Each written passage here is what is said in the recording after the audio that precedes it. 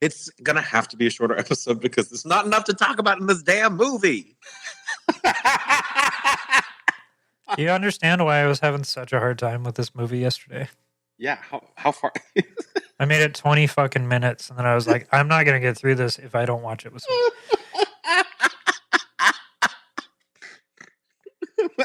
If anything, I was kind of stressed about other things, but now you just have to sit and laugh. This movie is a comedy. It should have been. It should have leaned into that. Airplane style comedy, right? Like a satire. Yeah. It is like, it's only not a satire because it's not intending to be one. Right. Kind of comes back around on itself. But if it had fully leaned into that, if it was like Irish people can save themselves by eating their children, and it just leaned into that, it would have been a great satire. Or again, if it was a hard-boiled detective movie shot entirely from the point of view of Don Cheadle, that would have been a great film. The world is fucked. Let's talk about Crash.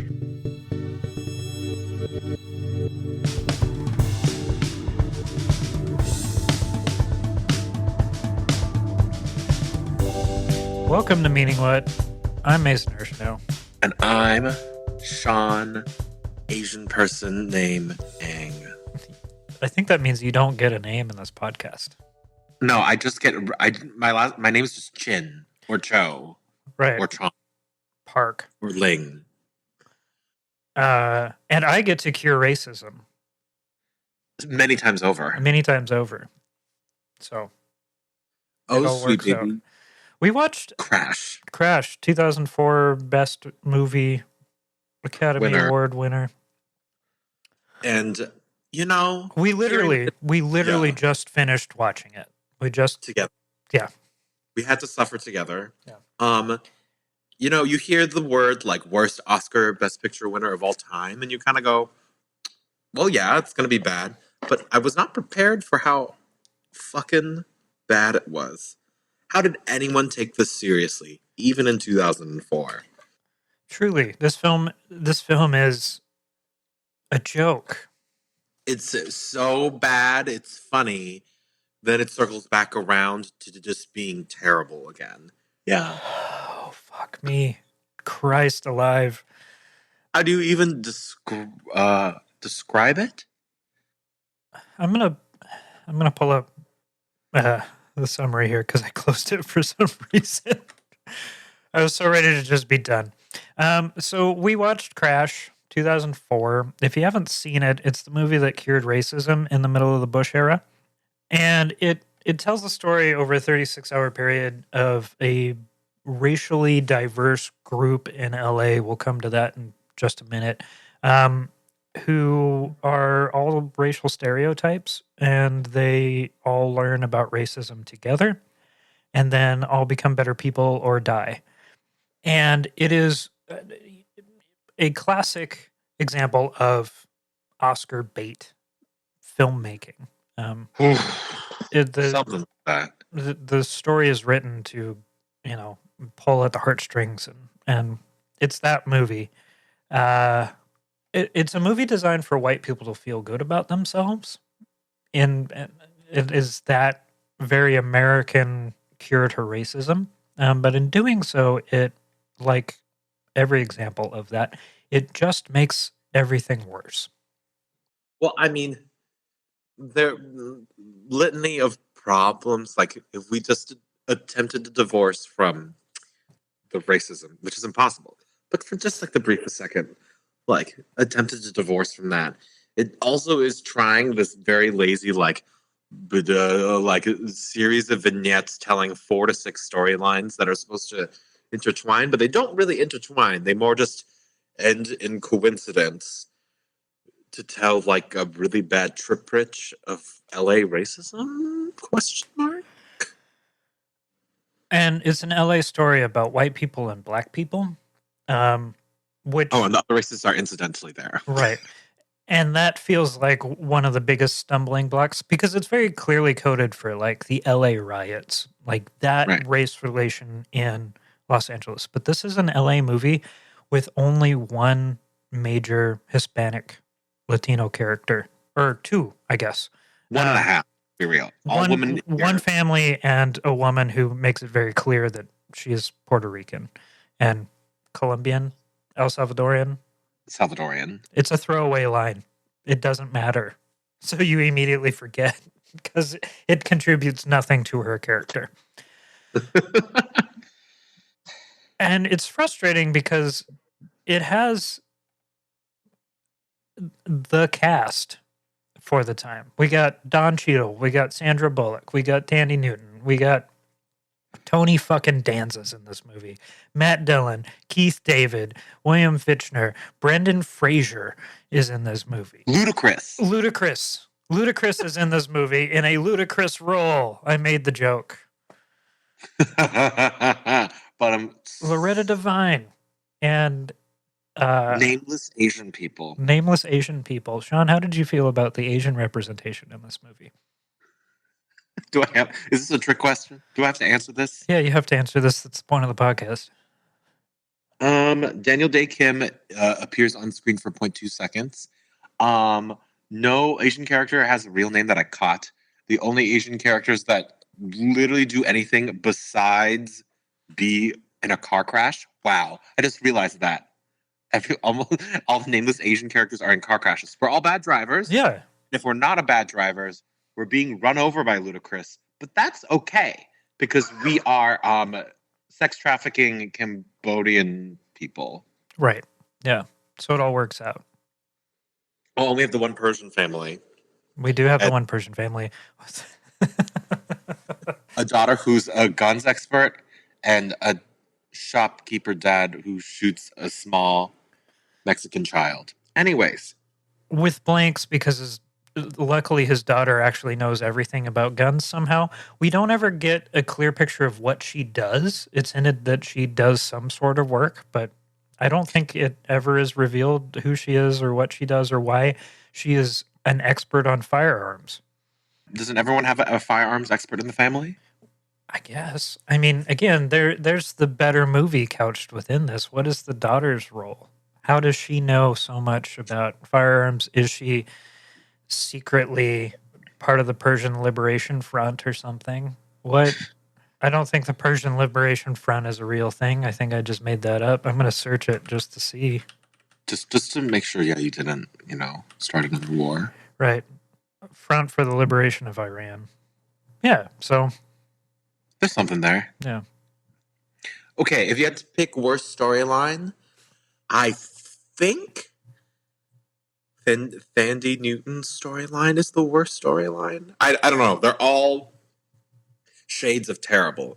But Tandy Newton, I think who goes by Tandy Newton, her real full name, is the wife of, oh my God, what's his name? Terrence Howard. We have both war machines in this movie. Don Cheadle and Terrence Howard are in this film.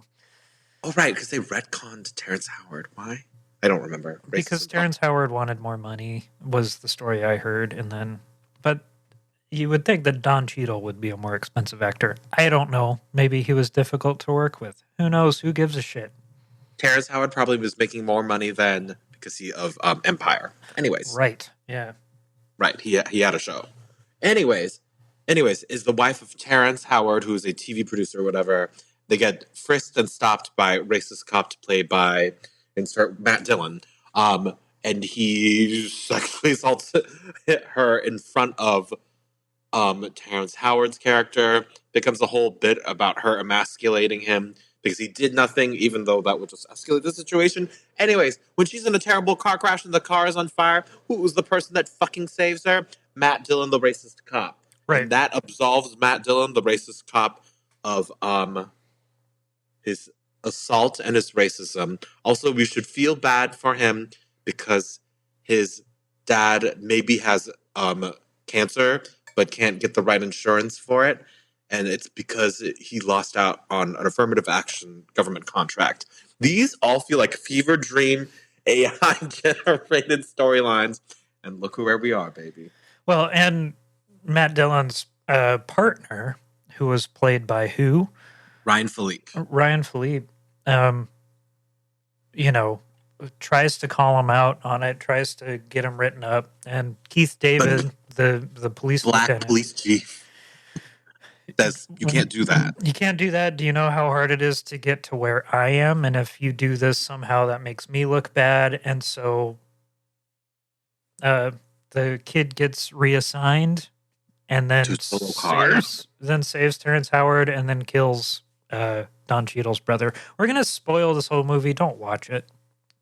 No. We just paid collectively $8 for it. It is free on Hoopla. We had to pay for it so that Apple would let us watch it together. But just so we could suffer together. right. I tried to watch this film on my own yesterday and got through about 20 minutes of it before I said, "Hey, I need a partner. I need supervision to get through this movie." My least favorite storyline, I think, was probably Don Cheadle's, who most anchors aimless. Yeah. Who's ostensibly the main character if you had one. He starts the movie with his fucking soliloquy. Oh my effing God. I just had to read the first line of Wikipedia. Mhm. This movie was inspired by when the director's Porsche was carjacked in 1991 on Wilshire. It's moving along. Just had to put that out there. So he wrote this so he could become a better person, Sean. Yes. Yeah. Don Cheadle's story sucks and everything blows. This was written and directed by Paul Haggis, who he's the only person who has won an Oscar 2 years in a row for Best Picture. Yeah. He won the year before for $1 Million Baby, which I remember liking a lot. And I don't know if I still would. In the years since, he's written for Call of Duty. He wrote Modern Warfare 3. He also wrote Quantum of Solace, which is one of the worst James Bond movies and also the shortest. He also wrote the longest James Bond film, which was Casino Royale. So really a guy with quite a resume. He also helped co-create Walker, Texas Ranger. And was successfly prosecuted for sexual assault of a publicist in 2022. Mm-hmm. So there we go. Well, he couldn't. He had to besmirch his name after having the good sense to walk away from Scientology, which I don't know. Is there a connection there? Maybe he was set up. I don't actually believe that. But he also still did the thing.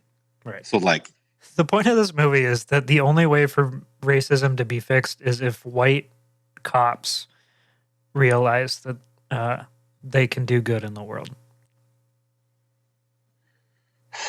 Right? Like, I think the biggest thing about this film, it's very 2004 in every aspect. And it keeps falling back on the trope that, like, white people can save themselves by, like, doing good. They're the only ones that really get to, like, fully absolve themselves. They're the only ones with clean endings, right? Yeah, Ludacris saves all of those Cambodian traffic victims, but, like, he drops them off in Chinatown and says, bye. And says some racist shit at the end of it. And Thandie Newton, like, disappears as a character. Gets victimized again in a different way, and her husband gets emasculated at every turn, and Don Cheadle gets abandoned by his mother because he didn't find his brother until he was dead. Who was like a little angel character who happened to jack cars because he believed in Jesus. Anyways, yeah, he believed in Jesus, and he carried a statue of one of the saints. Catholicism, baby. It's just like indescribably bad. It really is. It's like this film does the incredible thing that these sorts of films do, where it, in the name of solving racism, it sets up a bunch of stereotypes to represent larger groups of people. Right. So, like, Don Cheadle is a stand-in, and Matt Dillon is a stand-in, and Ludacris is a stand-in. And through stereotyping, it allows white people to solve racism entirely on their own. But at the end of the film, the only people who have really gotten any better are all of the white folk, and none of the Asian people are good, and or people. and a third of the black cast is dead, and you know, Right. I think we talked about it while we were watching it. It finger wags at you for being racist because every character in here, like, spews like new racist epithets. I learned new kinds of racism today. Like every turn, it finger wags it at you, and then they're immediately vindicated because that stereotype happens. Yeah. So the lesson is racism is bad, but also yes, it's true. That is really this film's shining, crowning achievement, right? Is it shoots itself in the foot repeatedly in this, like, it's written and set up to make white people feel bad, right? That's the genre of movie it is, right? Look how awful the world is for people who aren't us. Let's set up a system. Let's set up a story that vindicates us for feeling this way, right? So it is emotionally manipulative in the way that that kind of film needs to be effective. And so how it does that is it, like, puts these characters in front of you in a way that makes you assume that they're going to do a bad thing or be problematic in some sort of way. And it shames you for feeling that way. And then he says, but look at this, they did it anyway, right? The Persian father hunting down the one Hispanic character so that he can shoot him, but then almost shooting the daughter, right? Like, I called that mid-film. It's like, this guy's family is going to go shoot that guy's family because of course he is, right? So does that make the gun shop owner who didn't want to sell him a firearm actually a good guy in the end? I don't know. But it makes it impossible to, like, actually learn anything, right? That makes it impossible to grow as people, but it also makes it impossible for the film to say anything meaningful about race or about these complex issues, because it, as these films always do, boils everything down into stereotypes and then presents them in a way that can be solved, right? On the individual level. Ugh. Also, why was every wife the most naggy woman you've ever met in your life? They were sanctimonious and unreasonable. Apparently, women are also terrible. This film is incredibly sexist. Like, Yeah. like, no question about it. Absolutely 100%. Like, every woman is a nag, even when they turn out to be vindicated in their nagging. Ugh. And then every man is emasculated by these women, and the only ones that aren't don't have any female characters in their lives, right? Matt Dillon's character Has no woman in his life. Brendan Fraser hates his racist wife, sort of. and his racist wife thinks that he's sleeping with his black staffer. Which, well, He should. he should. Oh, but do we sidebar? Okay, for the most funny, like, karmic story. Sandra Bullock's character is racist. She's weirdly vindicated because they get carjacked, which Ludacris, like, spends a good 2 minutes like, why did she do that? How dare she assume? Anyways, we're going to carjack her. Baffling. She gets mad at the Mexican housekeeper because she didn't put away the teacups in the morning. So that afternoon, she falls down the set of stairs.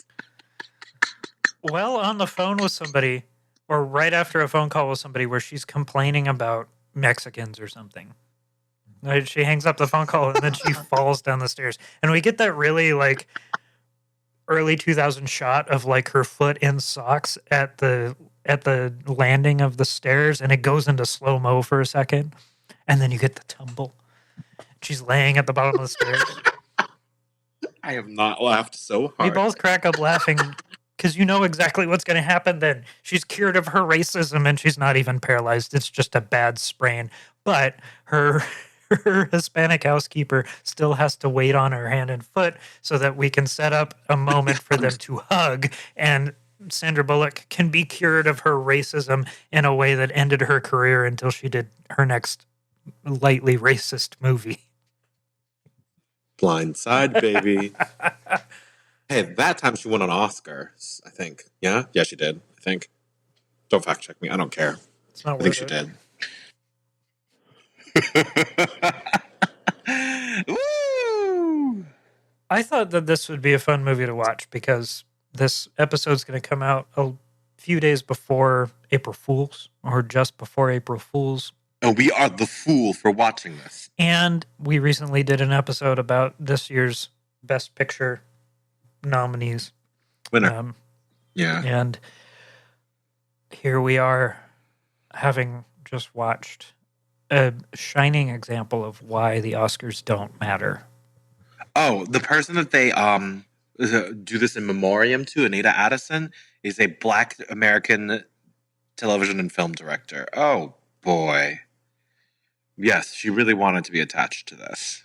But I remember when this film came out, and we went and saw it as a family. Did you watch this in person? I don't know if we saw it in the theater, if we like rented it afterward, but it was one of those movies that like as a white family you like had to go see because it was, Penance for your sins. Yeah, it was an important piece of movie making. I honestly don't remember if this was like when I was a kid, we would go, like a lot of people do.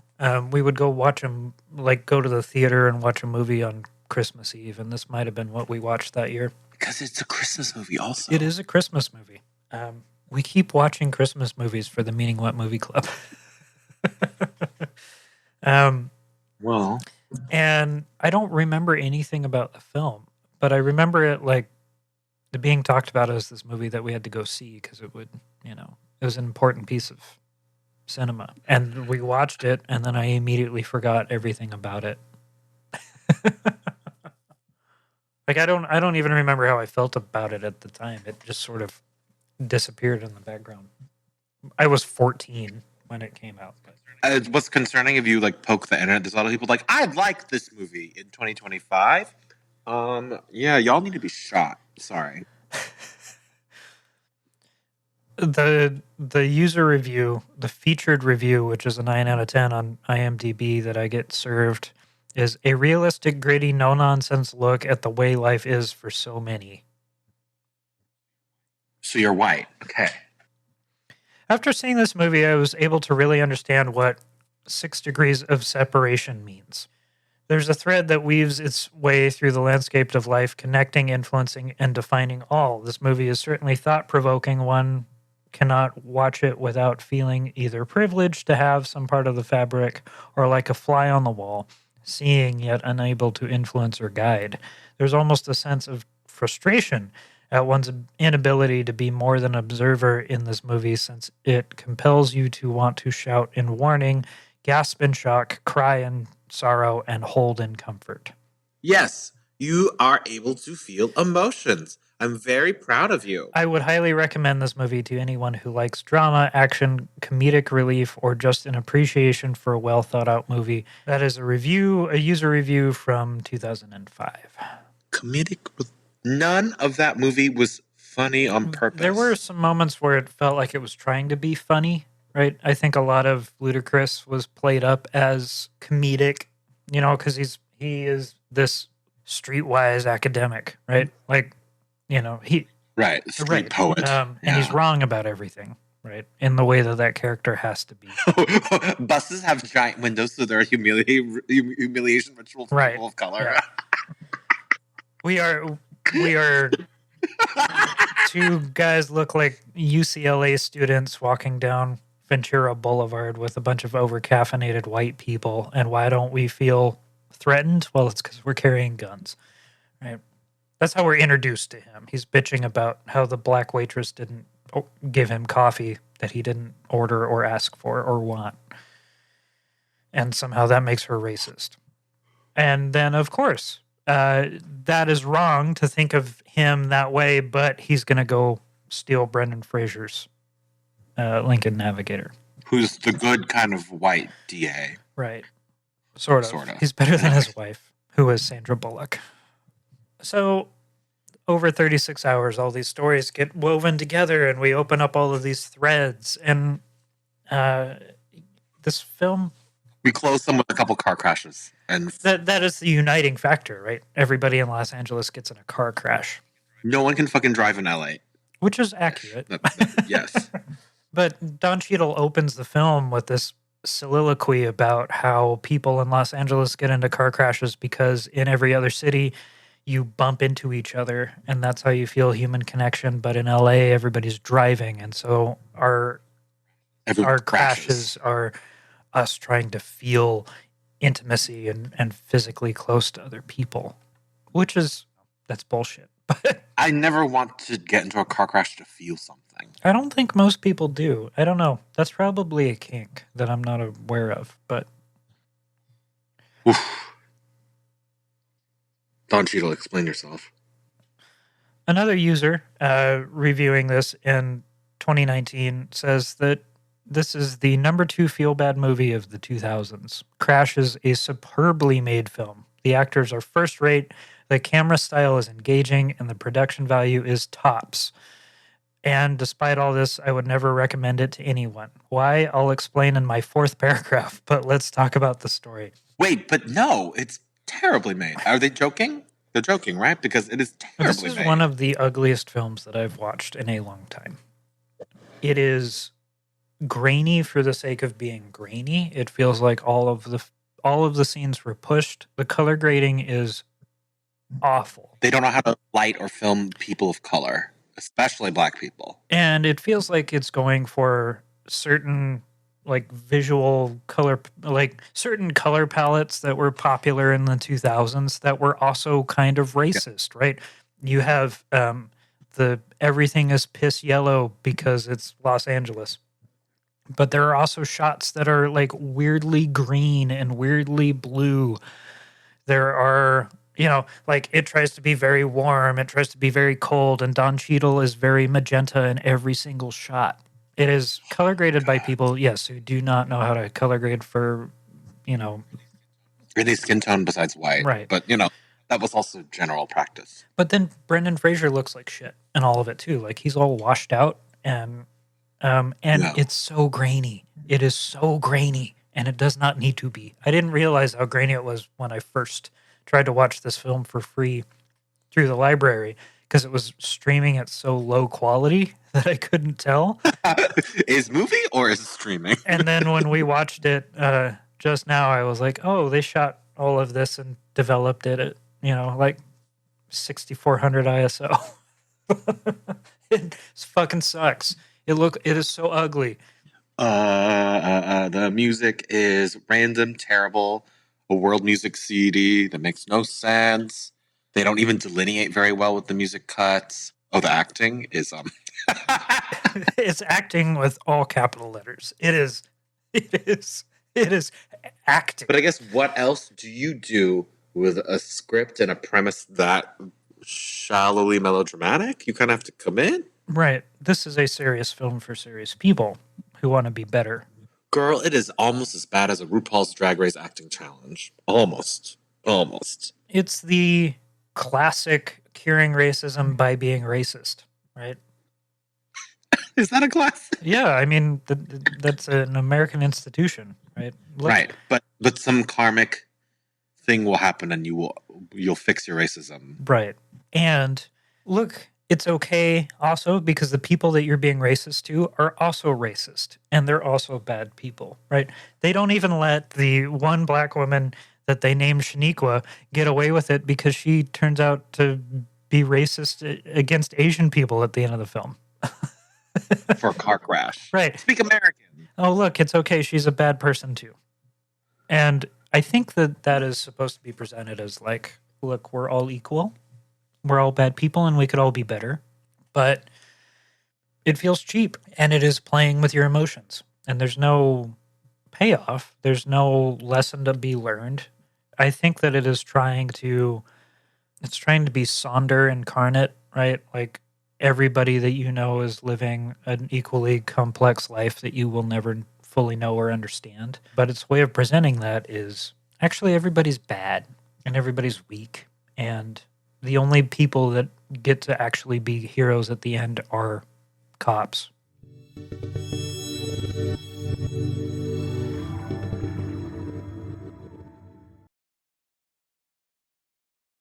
Hi, I'm Mason Hershenow, creator and host of the hit podcast Meaning What. You know, sometimes when you're an unpaid podcast host, you forget to mention all the additional excellent content that your podcast offers.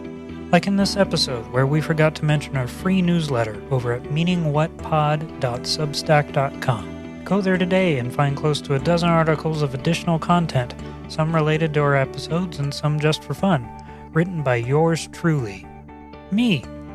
Sometimes Sean writes them too. All of them are free, and with a new article every Thursday, there's bound to be many dozens more in the future. That's how time works.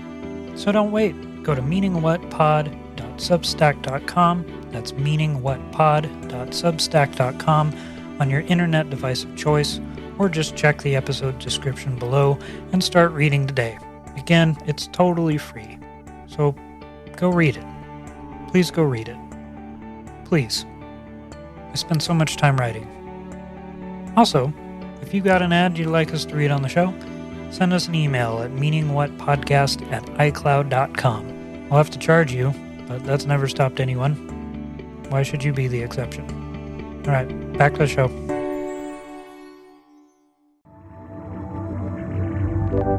This is a very pro LAPD movie, too. Right. It does a lot of ranting about how we are misinterpreting cops' best intentions. Right. And it tries to, I think that it tries to balance that out when Ryan Philippe shoots a guy. Yeah. When Ryan Philippe shoots Don Cheadle's little brother, who he's looking for because he thinks that he's going for a gun, because Ryan Philippe picked him up off of the street. He was hitchhiking, right? And then there's this whole misunderstanding, and he shoots him, and then he dumps the body and torches the car to cover it up, right? And so, look, even cops can be bad, but he never gets any sort of karmic. Yeah, there's no punishment for that we see, but it also ruins the one cop who was like the good guy. Which is the implication that working as a police will force you to be bad. And so it is the fault of the job, not of the person. Right, and that is okay because in the end, Matt Dillon saves the woman that he molested on a power trip, right? So actually they are okay. And he's friends with his new Hispanic partner. Who only carries a shotgun. Only carries a shotgun. Wow. Are we at an hour? No. Oh, God. But there's okay. That's the problem. This movie is so also aggressively terrible and shallow. There's not all that much to talk about it to belabor this point to death. It sucks. Yeah. This is a TV movie. It could have made a little mini series that they run on NBC that, This is Us, but yeah. LA, the cop racism edition. Right. And that might have ended up making more sense, right? If you could pull apart each of these stories and tell them individually, because everything happens over a 36-hour period, but the film does a very bad job of showing when things happen, right? Mm-hmm. And it also tries to do a Quentin Tarantino thing where you realize about 2/3 of the way through the film that it's a circle, right? Yes. And you end up back at the start of the movie, and then it tries to tie up the rest of the threads, but that makes it unclear where other things happen. Yes. And so pretty soon you just have this soup of unknowable timeline, which further undermines all of the points that it's trying to make, because you don't know when the cause effect. Yeah. It destroys the whole cause effect, right? And so I could see a version of this where if you pull out each of those stories individually and you tell them as vignettes, right? And then these characters show up in each other's vignettes, that could work. We were also talking that a version of this where Don Cheadle's character is the main character and it's like Chinatown and we see everything from his point of view, right? Would be interesting. But then again, that's like a 1 hour vignette. There you go. Yeah. Wow. It's a movie that's not well done. It's not thought out. It's not put together in any real way. And it's racist. But it still wins Best Picture. Sean, why did this film win Best Picture in 2004 or 5 or whenever it did? Because the alleged actual best movie, Brokeback Mountain, had gay sex. So this movie won just because Brokeback Mountain was what it was up against? Yeah, well, that was the one that it was supposed that everyone thought was supposed to win.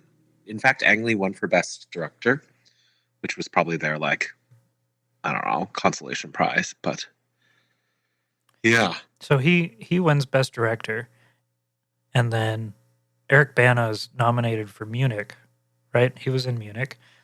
yeah. And so that's sort of like Ang Lee's version of The Incredible Hulk winning an Oscar.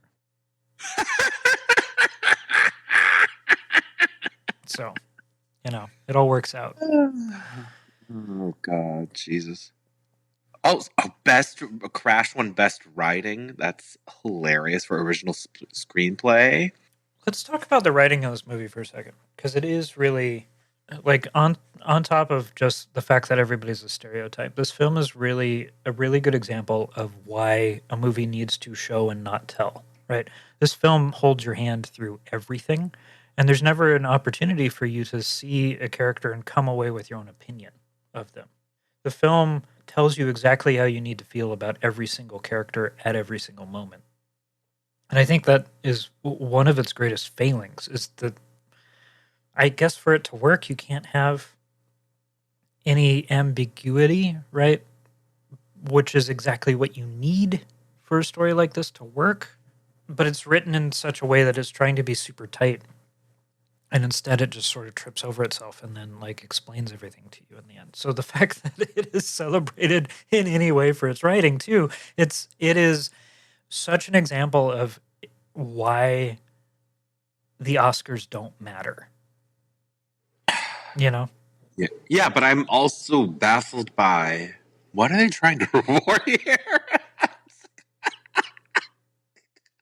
What are they rewarding here exactly? We cured racism, Sean. That's what we're rewarding. Or Paul Haggis is about to have such a great career. Just you wait. Oh, Quantum of Solace. And the irony of the only acting nom from it being for the racist cop Matt Dillon, whose acting is not acting. I don't know. You can get that level of acting at any crime procedural. Yeah, he's playing Matt Dillon. It feels like. I'm not saying that Matt Dillon is a racist cop. I don't know the guy, but he doesn't feel it doesn't really feel like he's reaching. No. So here we are. Would you recommend anybody watch this movie? Someone that I hate. Somebody. I can imagine people in my life watching this movie and liking it and being like, you need to watch this film because it talks about some really serious stuff, which just really highlights how little focus we put on actual places to have these conversations. Yeah. I feel like almost in day-to-day life, when if I encounter someone that I'm trying to talk to on any level of closeness, and they kind of refuse to engage with the concept of race, that's the biggest red flag to me, that they're racist in the way they would enjoy Crash. You know what I mean? Yeah. Neoliberals. This is the neoliberal film about race. Which we have to thank Bush for, right? We can blame Bush on this one. Yeah. 2004, right? Re-election of Bush. It is a very early 2000s view of race, and of what progress would look like within that. It's a very safe idea of how to fix any of our problems. And it is exactly the kind of movie that would make somebody who doesn't ever think about this sort of stuff watch and go, oh, wow, I feel enlightened, which can be a very powerful tool. You need to have a door for those people. And so if this is the movie that starts you down your path of enlightenment, okay, cool. But it's very much the kind of thing where you would consume this one bit of media and then just stop there. Oh, I understand racism. I understand what life must be like in Los Angeles for Black people. And now I'm a better person because I have watched this difficult movie. Insert joke about doors that need to be replaced. I didn't realize what a powerful metaphor that actually was. Hey, man, I fixed the thing that you thought was the problem, but you are ignoring the actual problem. And then the perfect karmic, then you got ransacked. Right. And then you try to shoot me. Then I respond by going, and I'm going to shoot your daughter, but it's okay because my daughter bought me blank rounds because she knows that I would hurt somebody. David is shaking his head in the background as he should. I really think David should have been a guest on this episode. I mean, he joined us. No, I think he's okay. He has suffered enough. His face says he has suffered enough. What else is there to say? Man. Well, I don't know. I feel like we're punching a racist baby right now. Yeah. That's sort of like Terrence Howard beating the crap out of Ludacris toward the end of the movie. Randomly, too. Like, that was... What? His character... Yeah, that was bad. Just like, huh? Storytelling? Huh? So, the Academy Awards don't matter. Mostly, yeah. And here's a perfect example of that. And if you're going to watch it, get it through the library. Or Watch it. Watch it. Watch it with a friend. Make sure that somebody's around. Like a bad, like doing psychedelics or something. Just make sure that you're not alone and that you're with somebody that you trust and who will laugh with you when Sandra Bullock falls down the stairs. Drink every time it makes you laugh when you know you should be feeling something deeply emotional. That's a good drinking game. Yeah, and when you're done, you can pirate Metallica.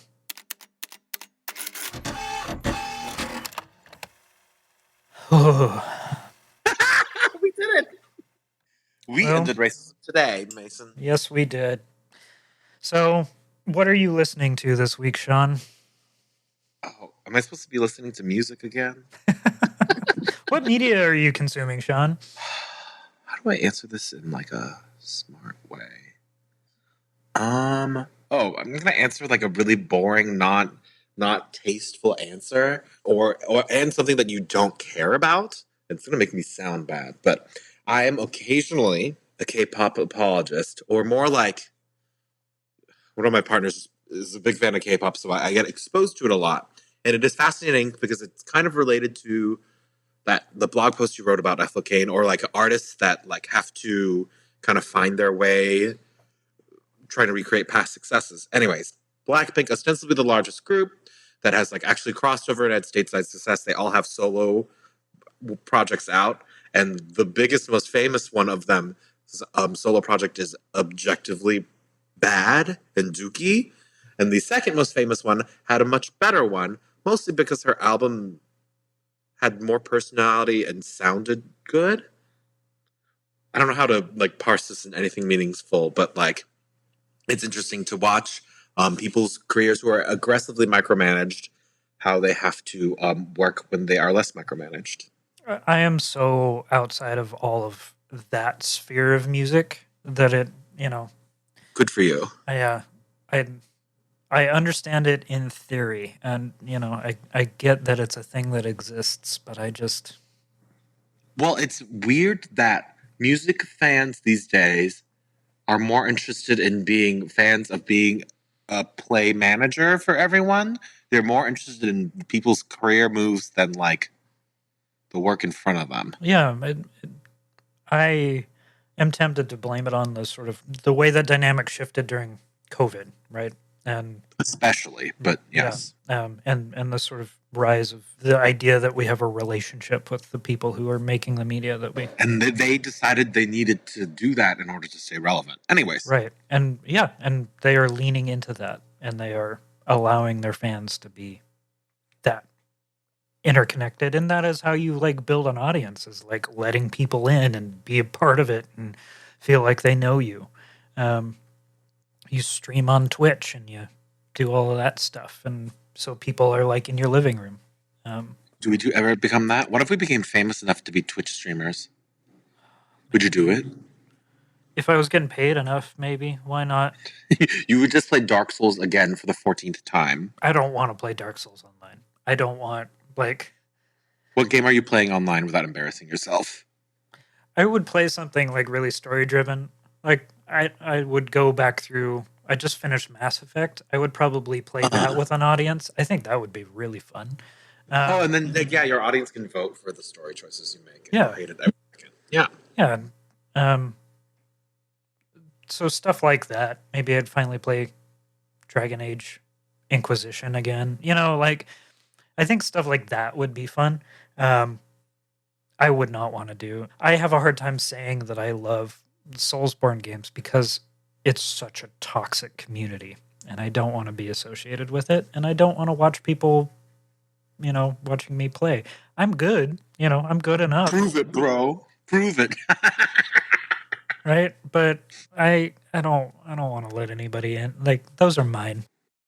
What media are you consuming this week, Mason Hershenow? My music diet has been very weird this week. YouTube has been suggesting a bunch of stuff that's just all over the place, and I've been sort of following some threads. I've been watching a lot of stuff by the Dream Eaters, which started as a pop band, electro pop, and now they're like just a weird art outfit.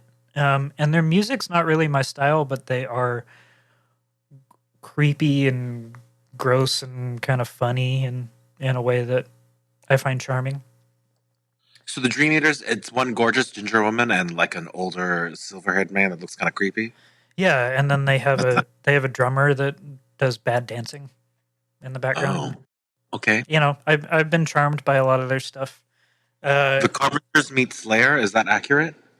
I don't know that I would describe them like that, but I like that they describe themselves that way. Every song sounds kind of the same. It's all like 80s flavored synth pop, you know, but then they have lyrics about bleeding out on the floor of a Walmart and stuff like that. So it, you know, I'm charmed by the juxtaposition there. So I've been listening to a bunch of that, and I've been listening to a lot of Run the Jewels over the last couple of days. I don't know, I just fell into that. And somehow that feels like a white person thing to be really into Run the Jewels. I wouldn't say that I'm really into them, but I've been... But you know what I mean? I feel like white people, Pitchfork was so into Run the Jewels. Well, they are... I mean, in a way, there's a safety for listening to that. Like, if you're going to listen to hip-hop, as a white person, you can listen to that because LP is white. Yeah. But he's also, like, very respected in that community and has been around for a long time and has the credentials, right? And so, like, it creates this sense of legitimacy. I don't know. I feel, because I feel like Run the Jewels is when you list circa like 2014, your like music tastes, and you need to make sure that you come off as Pitchfork approved and well-rounded. Run the Jewels is where you drop in for like hip hop plus like Kanye pre-Nazism. Right. And I never got into Kanye, but like in 2014 I was listening to A$AP Rock, who was in The Weathermen with LP. But I just never connected with Run the Jewels until later on. And now here we are. I don't listen to a whole lot of rap or hip hop to begin with, but less white people need to listen to hip hop. Okay. I know. I think that's what puts me off of. I don't want to be that guy. You know, we are back to white boy rappers trying to make it. All right. So, and at the same time, like, I don't know, I really liked Childish Gambino, and like because the internet. Right. I still think that is one of the best albums of that time period. No, it's good. But then he released This Is America. And he is all in on AI. And he's like... Oh, is he? Yeah. Oh. You know, I don't know. If I'm going to have diverse musical taste, I can't like lean on Childish Gambino anymore. So no, it's Got to be Run the Jewels, I guess.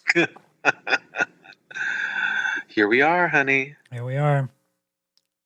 We should both pick up Andre 3000's flute album. Oh, actually, yeah. I haven't heard any of it, but I am fascinated by the way that he talks about it. Is that some required listening before we come back? It might be. We might we might have to dig into that. Wow. Oh, I love that the opening track is called I Swear I Really Wanted to Make a Rap Album, but this is literally the way the wind blew me this time. A true musician. Yeah. Yeah. And a good example of like, you don't become one of the greatest by trying to be one of the greatest. You become one of the greatest because you're one of the greatest. You just do the shit. Right.